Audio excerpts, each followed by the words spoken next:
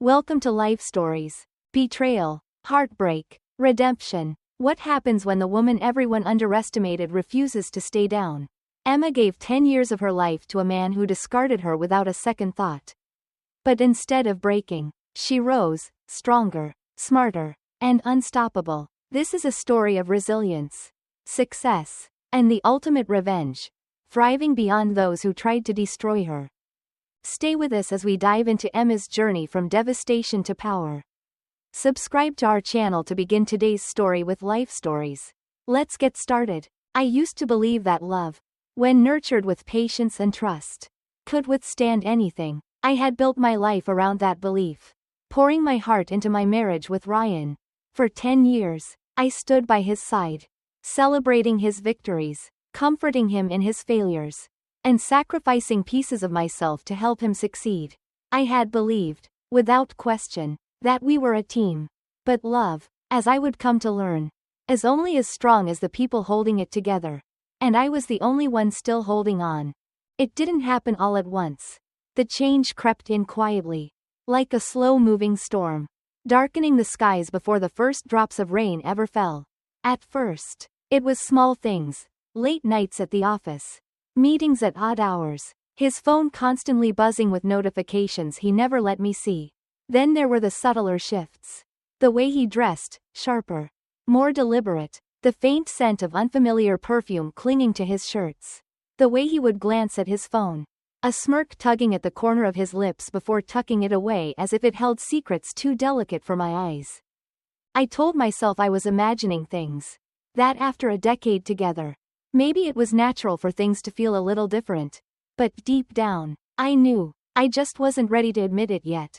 The moment of truth came at an event meant to celebrate his latest business acquisition, a high-profile gala in the heart of New York City.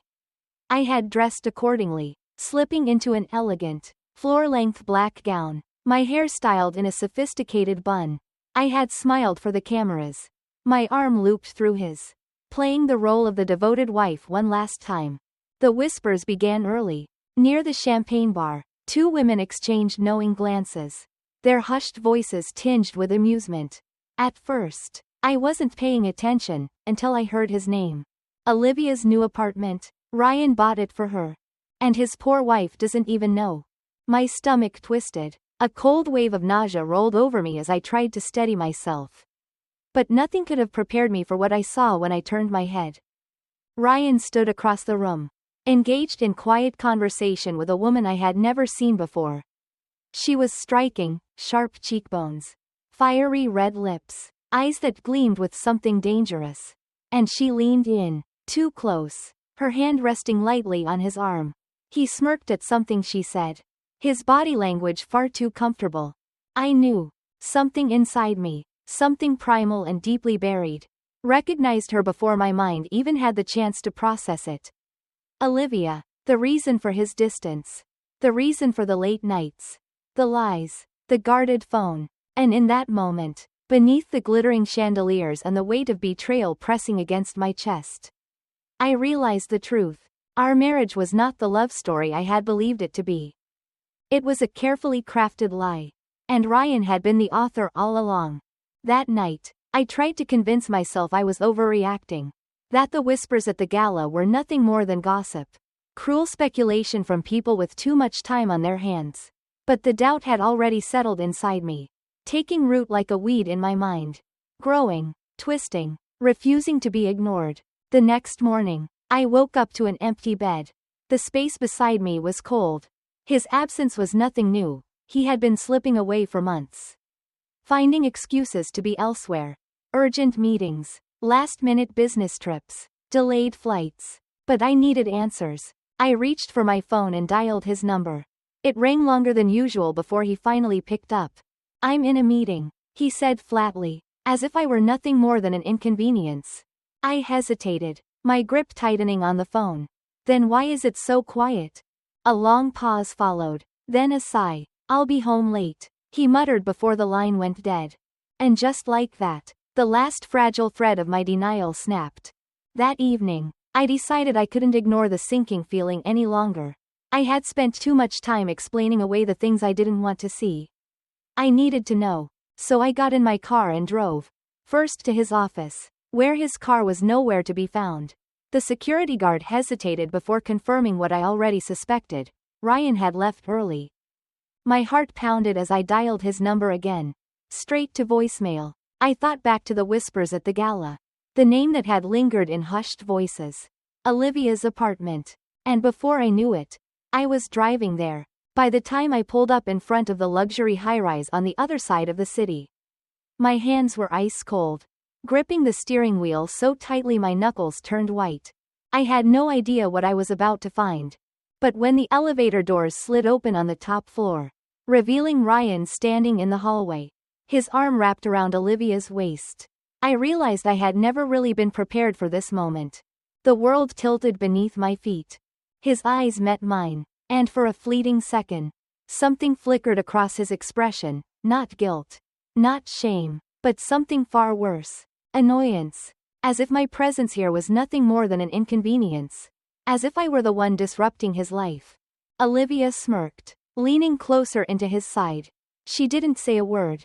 But she didn't have to. The message was clear. I was the one who didn't belong here. A lump formed in my throat. But I swallowed it down. So this is it? My voice came out raw. Barely above a whisper. This is why you've been distant? Ryan exhaled, as if he had grown tired of the charade. Emma, let's not do this here. I refused to back down. We need to talk. But he merely exchanged a glance with Olivia before turning back to me. His tone as cold as steel. There's nothing left to talk about. A pause. Then the words that sliced through me like a blade. I want a divorce. I had imagined heartbreak 1,000 different ways.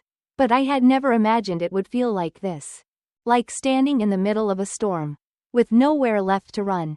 I don't remember how I got home that night. I must have driven. Must have walked through the front door. But everything felt like a blur. Like I was moving through a dream I couldn't wake up from. Except it wasn't a dream. It was real. The house felt colder than ever before. As if the walls themselves had absorbed the weight of my heartbreak. I sat in the darkness. Staring at nothing. My mind looping over every moment of our life together. Had it all been a lie? Or had there been a time, even for a little while, when Ryan had truly loved me? I wanted to believe that. But how could I? He hadn't even looked at me with regret. Not even a flicker of hesitation.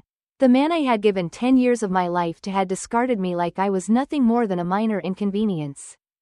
And Olivia, the way she had smirked. So assured of her place in his life. As if she had already won. As if she were the rightful queen and I was nothing more than a dethroned placeholder. The humiliation burned deep.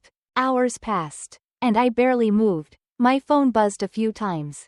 But I didn't check it. There was no one to call. No one I wanted to talk to. What was I supposed to say? That my husband had thrown me away for another woman? That I had been blind to the signs until it was too late? I had no tears left to cry. Instead, there was only an aching emptiness. A hollow space where my love for Ryan had once lived. And then, just when I thought the night couldn't get worse, there was a knock at the door. I wasn't expecting anyone, but somehow, I already knew what it was. I forced myself to my feet. My body numb as I walked to the door and opened it. A man in a tailored suit stood on my doorstep, holding a sleek black leather folder. He was young, professional, and completely indifferent to the wreckage of my life. Mrs. Carter? His voice was smooth, polite, businesslike. I swallowed. Yes. I'm here on behalf of Mr. Ryan Carter. For a moment, I couldn't breathe. The finality of it hit me then. He wasn't even going to have the decency to hand me the divorce papers himself. I took the folder with shaking hands and flipped it open. The pages inside were crisp, neat, and utterly cold. Ryan wasn't offering me anything. No settlement. No assets. Not even the house we had built our life in. He's willing to let you keep your personal belongings. The lawyer added, as if this was some grand act of generosity. I let out a hollow laugh. How kind of him. The lawyer cleared his throat. Clearly uncomfortable. I suggest you sign quickly. Mr. Carter has already moved forward with his new arrangements. New arrangements. Olivia. The words sliced through me like a fresh wound. He hadn't just left me. He had erased me. I was nothing more than a chapter he had closed without a second thought. I tightened my grip on the folder, my knuckles turning white. I had expected betrayal, but this was cruelty. And I had had enough. I lifted my chin and met the lawyer's gaze with eerie calm. Tell Ryan he'll get his divorce. My voice was steady, though my heart was breaking. But tell him this too, he'll regret underestimating me. The lawyer blinked, clearly unsure how to respond. But I didn't wait for one. I shut the door. And in that moment, standing alone in the ruins of the life I had once cherished, something inside me shifted. Ryan thought he had won. But he had no idea what he had just awakened. I woke up the next morning to an unfamiliar silence. No sound of Ryan moving around the house. No scent of his morning coffee lingering in the air. Just stillness. For the first time in 10 years, I was truly alone. But instead of feeling empty, something inside me stirred. Something new. Something unbreakable. I wasn't going to be the woman he left behind. I wasn't going to spend the rest of my life mourning a man who had already replaced me. No, I was going to rebuild. But first, I needed a plan. I took a long shower, letting the hot water wash away the last remnants of my old life. When I stepped out, I stared at my reflection in the mirror, half expecting to see the broken woman I had been the night before. But she wasn't there. Instead, I saw someone else. Someone who had survived betrayal and was still standing. Dressing in a simple but polished outfit, I sat at the dining table with my laptop and a cup of strong black coffee. My fingers hovered over the keyboard as I stared at the blank email screen. There was only one person I could reach out to. James Whitmore. He had been one of Ryan's business contacts. But unlike the others, he had always treated me with respect. Whenever I had attended company events, he was the only one who had spoken to me as if I had a mind of my own. Not just as Ryan's wife. I hesitated for only a moment before typing. James, I know this is unexpected. But I need a favor. An opportunity. Anything that will allow me to start over. If you're willing to talk, let me know. Emma. I hit send before I could second guess myself. The rest of the day passed in a blur. I packed a small bag, knowing I couldn't stay in this house much longer. Every corner of it felt tainted, like a ghost of my old life was lingering in the air. I was in the middle of folding a sweater when my phone buzzed. New email from James Whitmore. I exhaled sharply and opened it. Emma, meet me for lunch tomorrow. I have something you might be interested in. James. My heart pounded. This was it. The first step. I had no idea what James had in mind. No idea if I was truly ready for this next chapter. But one thing was certain. I wasn't going to let Ryan's betrayal define me. I was going to rise. The next day, I arrived at an upscale restaurant in downtown Manhattan. The place was elegant, filled with power brokers discussing deals over expensive lunches. It was the kind of place Ryan used to take clients. The kind of place where I had once been nothing more than a polished accessory. But today, I wasn't here to be someone's wife. I was here to reclaim my life. I spotted James Whitmore near the window. His posture relaxed yet authoritative. He was a man who had built his empire on sharp instincts. And he had always been one of the few people who had acknowledged my intelligence when Ryan had dismissed me. As I approached, he stood and pulled out my chair. Emma. James. I said, my voice steady. He studied me for a moment, his sharp blue eyes scanning my face. You look different. I forced a small smile. I suppose losing everything does that to a person.